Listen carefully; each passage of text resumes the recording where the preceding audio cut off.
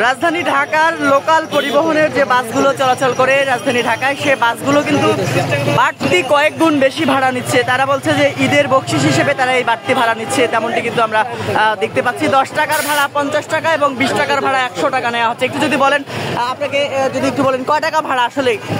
ভাই আমারও তার দ্বিগুণ ভাড়া নিচ্ছে। এখান থেকে আপনি কই যাবেন? ভোগান্তির কারণে দিচ্ছে, কিছু করার নেই। নারী বাসে যাচ্ছে, এই লোকাল বাসেও তো বাড়তি ভাড়া অনেক বেশি নিচ্ছে। আপনাদেরকে যদি একটু দেখাই, আপনি কোথায় যাবেন? আমি যাবো হেমায়তপুর, 100 টাকা যাচ্ছে। হেমায়তপুর 100 টাকা, কই থেকে? এই গাবতলী থেকে। গাবতলী থেকে হেমায়তপুরের ভাড়া কত এর আগে? 20 টাকার ভাড়া 100 টাকা, তবুও যাচ্ছেন?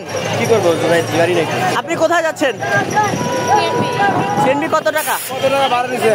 হ্যাঁ, 250 টাকা গাবতলী থেকে। 80 টাকার ভাড়া 250 টাকা, তবুও যাচ্ছেন। আপনি কই যাচ্ছেন? আমি যাবো হেমায়তপুর। হেমায়তপুর কয় টাকার ভাড়া? 20 টাকার ভাড়া 100 টাকা। কেন নিচ্ছে বেশি?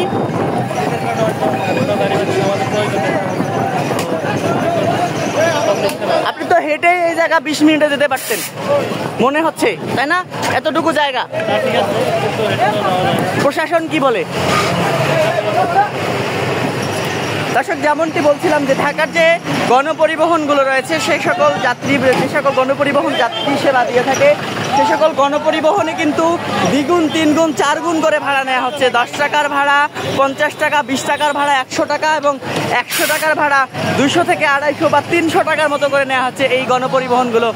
সেটি কিন্তু আমরা দেখতে পাচ্ছি এবং প্রত্যেকটি গণপরিবহনে কিন্তু একই অবস্থা। পুরো রাজধানীর যে গণপরিবহনগুলো চলাচল করে, সাধারণ রাজধানীবাসীর জন্য যে গণপরিবহনগুলো রয়েছে, সে গণপরিবহনগুলোর ভাড়া কিন্তু কয়েক গুণ বেড়ে গেছে, তেমনটি কিন্তু আমরা দেখতে পাচ্ছি। মূলত তারা বলছেন যে ঈদের বকশিস হিসেবে তারা বাড়তি টাকা নিচ্ছেন, তবে যাত্রীদের অভিযোগ 2 থেকে 3 গুণের মতো ভাড়া নেওয়া হচ্ছে, বা কোথাও কোথাও 3 থেকে 4 গুণ বা 5 গুণ 6 গুণ পর্যন্ত ভাড়া নিচ্ছেন গণপরিবহন।